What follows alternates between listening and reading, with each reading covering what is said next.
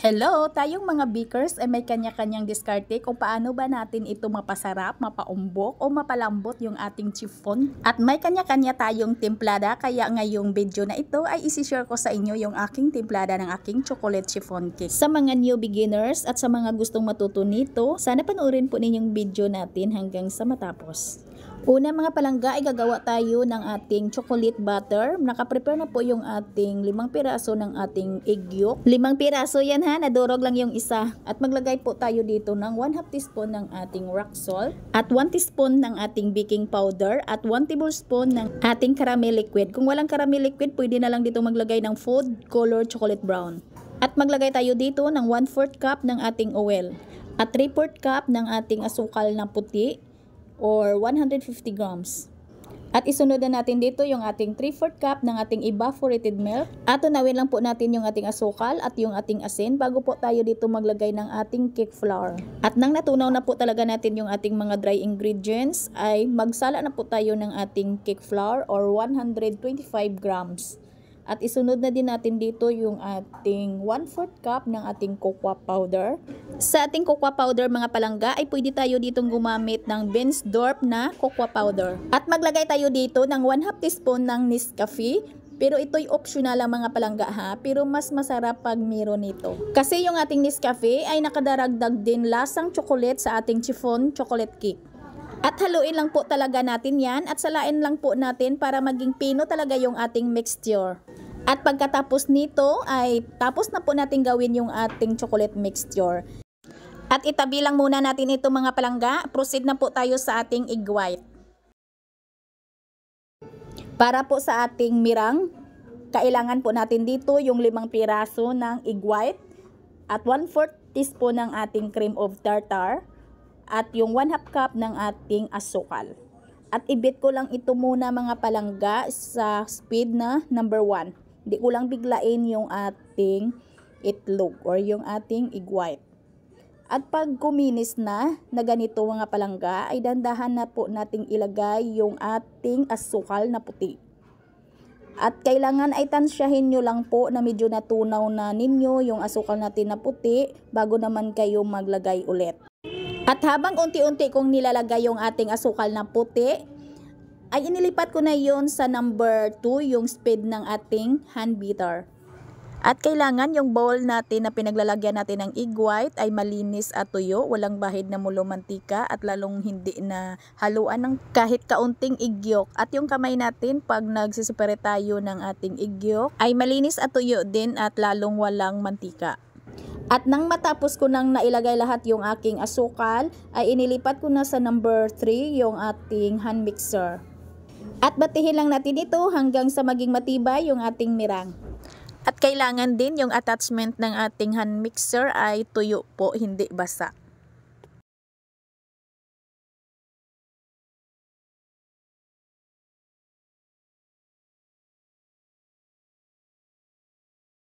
Ayan ang mga palangga, pagkalipas ng 6 na minuto, ito na po yung ating mirang. Ito po yung hinahanap natin. Ayan na po. Okay na po ito.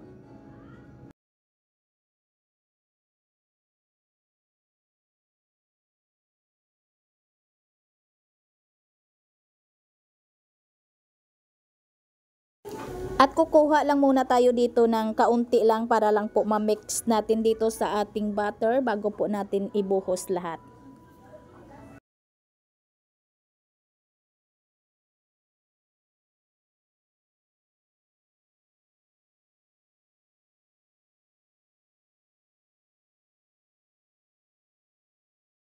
At sa paghalo natin dito mga palangga ha, pag nakikita natin na wala na yung mga puti-puti ng ating mirang, pag nag-will combine na yung chocolate, ay tama na yan mga palangga, wag lang po nating i-overmix.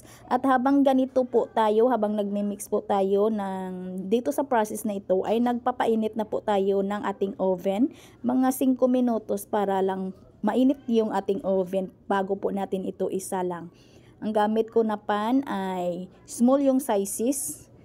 Bali 18 cm po ito by 3.5.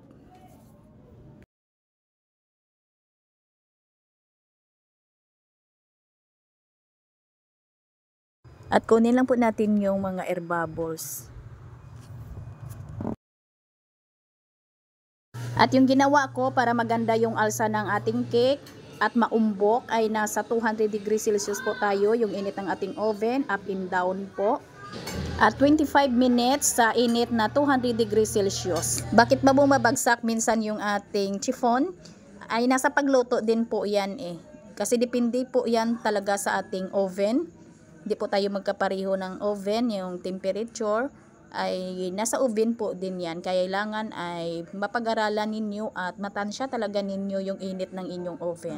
At nang natapos ko na yung 25 minutes, bumitak na at maganda na yung alsa ng aking chiffon, ay nilipat ko na yung temperature ng ating oven. Ilipat ko na siya dito sa 180 degrees Celsius for 35 minutes. Bali, ipagpatuloy pa natin sa pagluto hanggang sa matapos natin yung 60 minutes po natin. Ayan ang mga palangga, natapos ko na yung 60 minutes. Bali, 25 minutes sa 200 degrees Celsius yung init ng ating oven at 35 minutes sa 180 degrees Celsius ng init ng ating oven, ay hindi ko muna siya kinuha sa ating oven.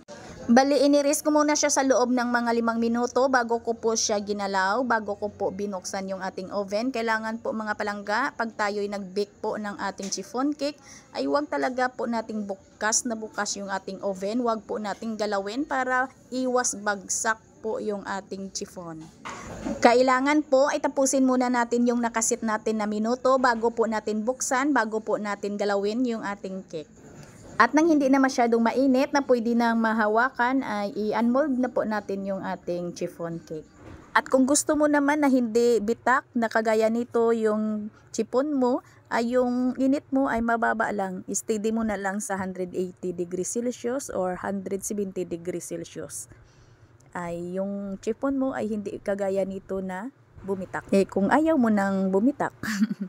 Kasi yung ating video ngayon ay talagang bumitak yung ating cake. Kasi pagsalang natin ay tinaasan na agad natin yung ating init ng ating oven. Nasa 200 degrees Celsius po tayo. Kaya bumitak po yung ating cake. Eh kung gusto mo yung cake mo na medyo flat lang, na medyo kaunti lang yung alsa niya or yung kanyang umbok, ay magsteady ka na lang sa 170 or 180 degrees Celsius yung init ng iyong oven.